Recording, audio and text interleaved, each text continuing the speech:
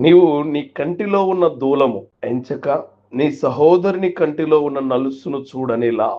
ఈరోజు దుర్మార్గుడు చెడు అనే దాంతో ప్రసవ వేదన పడుతూ ఉన్నాడు. వారి కడుపులో ఉన్నది కీడు, వారు బయటకు డెలివరీ చేసేది మోసం. ఒక వ్యక్తి ఎలాంటి విత్తనాలు చల్లితే ఆ పంటనే కోసేలా దేవుడు ఏర్పాటు చేశాడు. ఎవరి పనుల ప్రతిఫలం వారి నెత్తి మీదకి వస్తుంది. నీ కంటిలో ఉన్న దూలము ఫస్ట్ చూసుకో. నీ కంటిలో ఉన్న దూలాన్ని తీసివేయమని దేవుణ్ణి అడుగు. నీ కంటిలో ఉన్న అపవిత్రత, నీ కంటిలో ఉన్న ఇబ్బందికరమైన స్థితి, నీ కంటిలో ఉన్న నీవు ఊహించలేని పరిస్థితిని ముందు బయటకు తీసివేయి. ఎప్పుడైతే అట్లా బయటకు తీసేస్తావో ఎదుటివారి కంటిలో ఉన్న నలుసు నీకు కనపడదు. ఇతరులకు హాని చేయబోనడం, ఇతరుల యొక్క కంటిలోని నలుసును చూడడం, చివరకు ఎవరైతే చూస్తున్నారో వారి మీదకే హాని తెచ్చిపెడుతుంది. ఈ యొక్క ఉదయకాల సమయంలో ఒక నిర్ణయం తీసుకో.